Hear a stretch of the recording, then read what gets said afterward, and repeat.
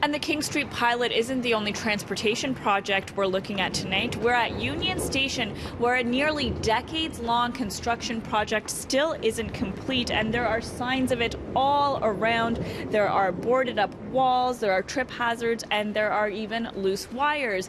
Now, we caught up with the Electrical Safety Authority earlier today to find out if there's anything to worry about. This doesn't look normal to me. It looks normal to me. Some of these just look a little bit low, like someone could hit their head on it. Yeah, so we don't know. I can't tell by looking at whether it's energized or not. But again, it's a pretty fluid operation here. So somebody could have come along to move something and pulled it down. So we do a constant walkabout and take note of these things. And so does the contractor. He's constantly walking around here and see whether things have changed. So that would be if something we get him just to tidy up a bit and put a little higher in the ceiling. Now, this project has been delayed more than once. In fact, it was all supposed to be complete by 2015. The city says it has faced ongoing challenges, but significant progress has been made. Coming up at 6:20, we asked them for a new timeline on when they expect all this construction to finally be done. This is one of the busiest areas in the busiest building in Toronto, and during rush hour, thousands of people walk through the doors here at Union Station. No matter where you look, up, down, or around, there's construction, and sometimes it's right in your face.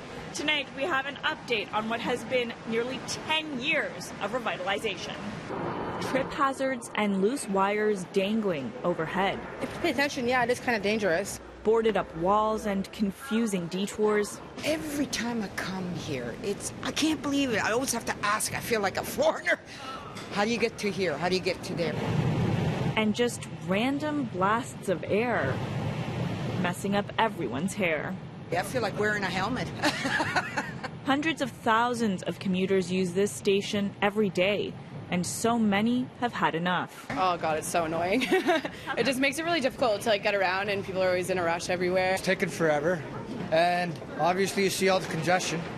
The revitalization project began here 9 years ago, and it's still not complete.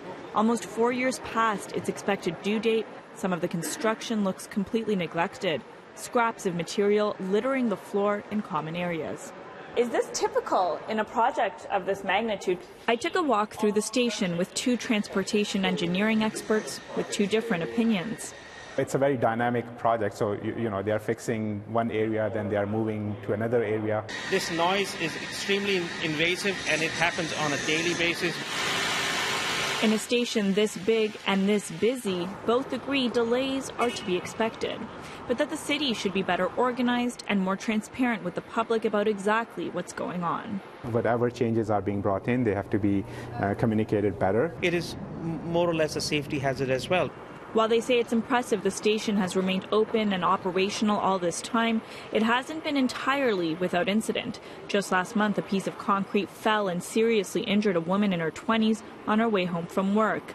And how about all these loose wires? This doesn't look normal to me. It looks normal to me. The Electrical Safety Authority checks up on the station 4 times a week. Some of these just look a little bit low, like someone could hit their head on it. Yeah, so we don't know. I can't tell by looking at whether it's energized or not. But again, it's a pretty fluid operation here. So somebody could have come along to move something and pulled it down. So we do a constant walkabout and take note of these things. And so does the contractor. He's constantly walking around here and see whether things have changed. So that would be if something we get him just to tidy up a bit and put a little higher in the ceiling. We asked the city when this project will finally be complete. And without giving us an exact month, they have now scheduled substantial completion for sometime next year.